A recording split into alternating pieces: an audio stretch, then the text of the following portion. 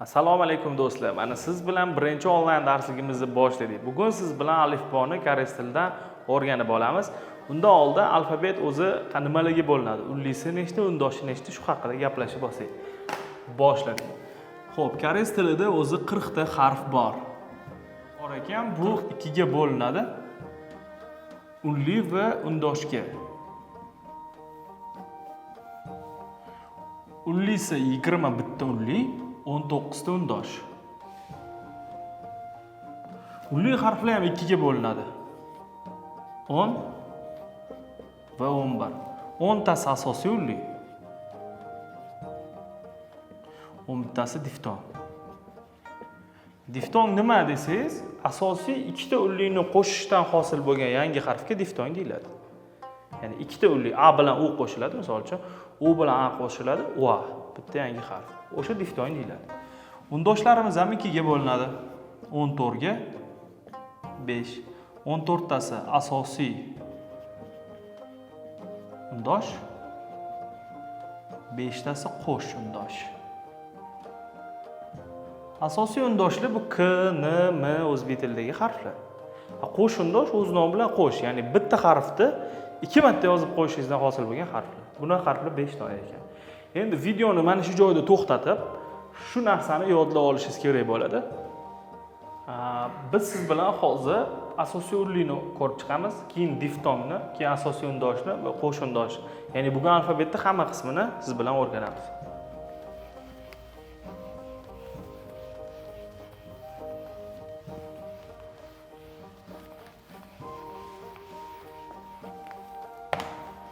Asosiy unlilar nechta edi? Asosiy unlilar 10 ta asosiy unlini biz ko'rdik. Keling endi shularni boshlaymiz.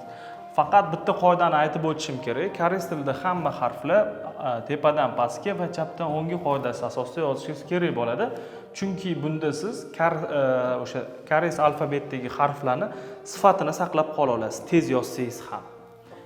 Keling, misol uchun hamma harflarni shu qoidaga asoslanib yozishni boshlaymiz. Birinchi harfimiz A harfi. Mana tepadan pastga, chapdan o'ngga. Agar shu A harfimizga bitta chiziqcha qo'shadigan bo'lsam, yo tepadan yo pastdan farqi yo'q. Endi bu ya bo'ladi. Endi A harfimizni teskarimachasini yozadigan bo'lsak, koreys tilida bu O harfi paydo bo'ladi. Shu O harfimizga bitta chiziqcha qo'shsak-chi, A edi, bitta chiziqcha qo'shdik, ya bo'ldi. Mana A harfi, bitta chiziqcha qo'shdik, ya. O harfi, bunga ham bitta chiziqcha qo'shsak, yoga aylanadi. Bu koreys tilida bu harfimiz I deyiladi. O'zbek tilida ham bu I harfi. Xo'p, mana bu harfimiz bo'lsa koreys tilida U. Endi sizga savol, shu U harfimizga bitta chiziqcha qo'shsak nima bo'ladi? Yu bo'ladi, to'ppa-to'g'ri. Agar shuni teskarimachasiga yozadigan bo'lsam, uni O harfi bo'ladi. Endi O harfiga ham bitta chiziqcha qo'shadigan bo'lsak, Yo harfi bo'lar ekan. Endi mana bu harfimiz bo'lsa, I harfi. Bekorga bu ikkita qatorga bo'lib yozmadim, chunki bu harflar bir-biridan farq qiladi. Birinchi farqi, birinchi qatordagilar asosiy chizig'i tik. Bularda esa yotiq. Ikkinchi farqi undoshdan keyin qo'shilishi har xil. Misol uchun mana bu harfimiz M. Ma demoqchi bo'lsam, yonidan yozaman mana ma. Miya demoqchi bo'lsam mana. Mo demoqchi bo'lsam mana. Miyo demoqchi bo'lsam mana. Mi. Endi bularni shunaqa M dan keyin mu demoqchi bo'lsam, mana bunaqa yonidan yozsam noto'g'ri bo'ladi. Bu ikkinchi qatordagi harflarimiz hammasi undoshi tagidan yozishimiz kerak. Ya'ni mu, miyu, mo mana, miyo, m. Agar buni yonidan yozib qo'ysak, noto'g'ri hisoblanar ekan. Ya'ni to'g'ri gap tuzmoqchi bo'lsangiz, so'zlarni to'g'ri yozmoqchi bo'lsangiz, bu ikkinchi qatordagilar doim undoshi tag qismidan yozilishi shart. Shuning uchun buni eslab qolishingiz uchun mana bu harfimizni hammasini ishbilarmonlar deb nomlaymiz.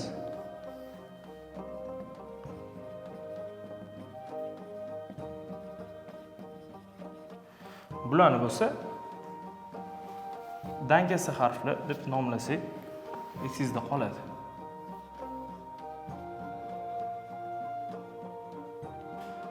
Nega deganda ishbilarmon harflar mana undosh bilan yelkama-yelka, ya'ni yonidan yoziladi.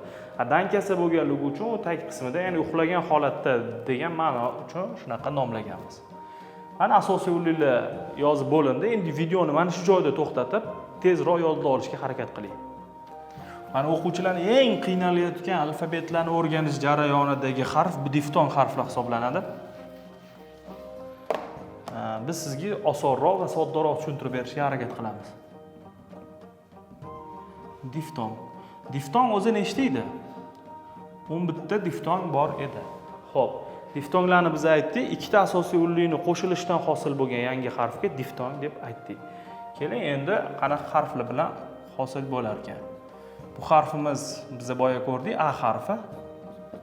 Bu ya, O, yo. Bularni hammasiga i ni qo'shib chiqaman. Men bu harfimizga ham i ni qo'shaman va nima hosil bo'ladi? O'zimizning H harfimiz va H harfimizga yana bitta chiziq qo'yib, O ni orqasidan i kelib qo'shiladi, yo ni orqasiga. Mana bu A harfimizga ham, ya ga ham, O ga ham, yo ga ham, Ö ga ham hammasiga i ni qo'shib chiqdim. Va yangi harflar hosil bo'ldi mana. Bu hammasi yangi harflar, bular diftong harflar. Bularni o'zbek tilida bu e, bu y. Mana bu ham e, bu ham y deyiladi. Endi mana bu tomonni o'chirib tashlasam ham bo'ladi, ya'ni harflar nimadan hosil bo'lganini bilishingiz uchun yozildi. Yangi harflar esa aslida mana bu harflar. O'zimizning H harfimiz e deyiladi. Shunga bitta chiziqcha qo'ysangiz y bo'ladi. Endi O harfining orqasiga bitta tayoqcha qo'yib qo'ysangiz, yana e, yon orqasiga bitta tayoqcha qo'yib qo'ysangiz y. Xo'p, endi sizda savol paydo bo'lishi mumkin. Ikkita e, ikkita y bormi? Yo'q, aslida bu e, bu qattiqroq e deb aytiladi. Lekin koreyslarning o'zi ham gapirganda bir xil talaffuz qilib ketaveradi. Shuning uchun buni ham e, buni ham e, buni ham y, buni ham y deb bemalol yodlashingiz mumkin. Faqat o'zimiz uchun buni yopiq, chunki ikki tomoni yopiq, yopiq e, yopiq y. Buni bo'lsa ochiq. Ya'ni ochiq e, ochiq y. Endi mana bu harfimiz qaysi harfga o'xshaydi? O harfiga o'xshaydi, to'g'rimi? Bundan oldin o'rgangan. O'dan nima farqi bor desak, O harfimiz mana o'rtada kichkina bo'ladi. Bu harfimiz bo'lsa, pastroqdan va uzunroq bo'ladi. Bu harfimiz o'zbek tilida uy harfi hisoblanadi. Xo'p, keyingi diftong harfimizga o'tamiz. Mana bu harfimiz qanaqa harf edi? Asosiy o'rnida o'tgan O harfi. Endi bunga A harfini qo'shamiz va O ga A ni qo'shsak nima bo'ladi? Talaffuz qilib ko'ring-da. O ga A ni qo'shib talaffuz qilib ko'ring. Va. Ya'ni tez aytganingizda va. Mana U bilan A ni qo'shdim va yangi harf hosil bo'ldi. Endi U ga O ni qo'shamiz. Yangi harf mana diftong vo harf. U ga i ni qo'shamiz. Aytib ko'ring, u i. Tez aytsak u i. Ya'ni yangi harfimiz vi. Mana bu joyi bizga shart emas. Mana yangi harflar va, vo, vi. Va bizda nechta harfimiz qoldi? 2, 4, 5, 8. Bizda bor yo'g'i 3 dona harf qoldi. 3 dona harfni yozishimdan oldin videoni shu joyga bitta to'xtating deb mana shu yangi harfni yodlab oling. Xo'p, endi yodlab bo'lgan bo'lsangiz, 3 ta qolgan harfni yozib beraman.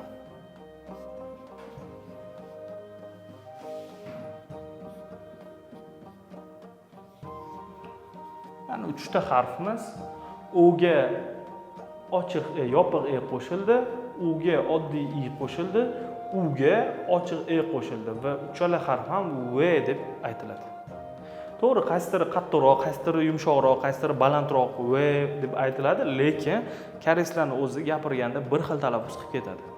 Faqat siz so'zni yodlayotganingizda qaysi harfda yozilganiga e'tibor bering va o'sha harfda yozing bo'ldi. Talaffuzi gapirganda bir xil talaffuz qilishadi koreyslarning o'zi ham. Shuning uchun bu 3 ta harfimizni ham shunchaki v deb yodlang bo'ldi. Lekin e'tibor bering, mana bu harfimiz vi. O bilan E kelsa V bo'ladi. O bilan yopiq E kelsa ham V. U bilan ochiq E kelsa, mana bu E kelsa, mana U bilan ochiq E kelsa V. Ya'ni mana shu 3 ta V. 3 ta V'ni yaxshilab albatta yodlab oling, boshqa harflar bilan aralashtirib olmaslik uchun. Mana bugun siz asosiy unli va diftongni o'rganib oldingiz. Diftong alfabetdagi eng o'quvchilar qiynaladigan tema. Shuni ham sodda, tushunarli tilda tushuntirishga harakat qildim. Agar sizda yanada savollar bo'ladigan bo'lsa, albatta Telegramdagi o'sha kuratorlaringizdan so'rashingiz mumkin. Xo'p, bizning keyingi harfimiz asosiy undosh.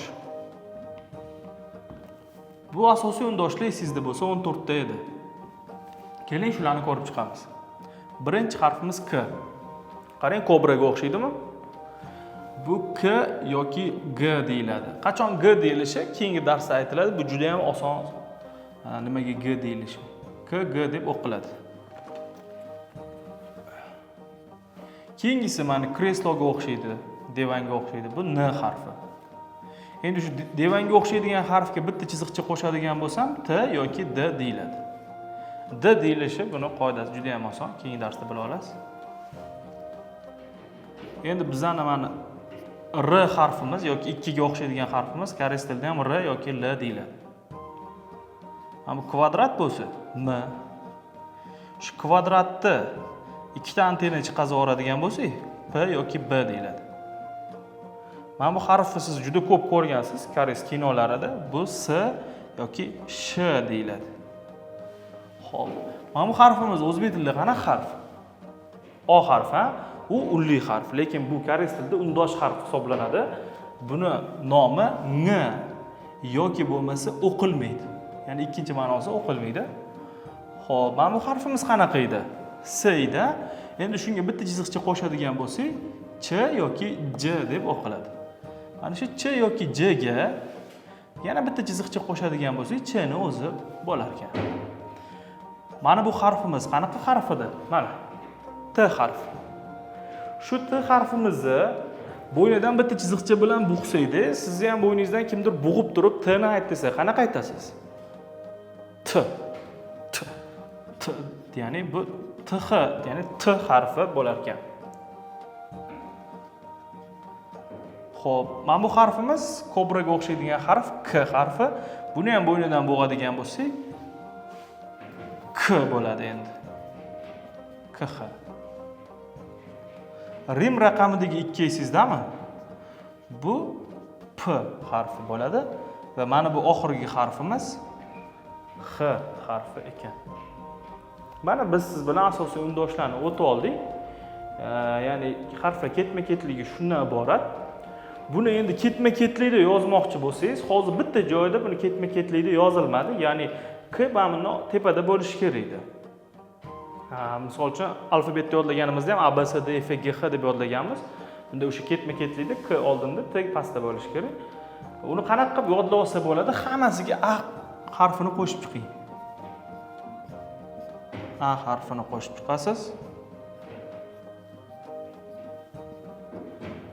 A harfini qo'shganingizda endi buni qo'shiq qilib yodlab olsangiz bo'ladi.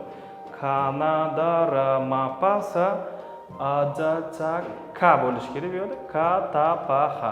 Ya'ni bu qo'shiq kulgili bo'lishi mumkin, lekin kulgili narsa esda qoladi va sizni uxlayotganingizda uyg'otib so'raganda ham siz bemalol o'sha ketma-ketlikda ayta olasiz. Ya'ni Kanada ramapasa ajacha ka ta pa ha.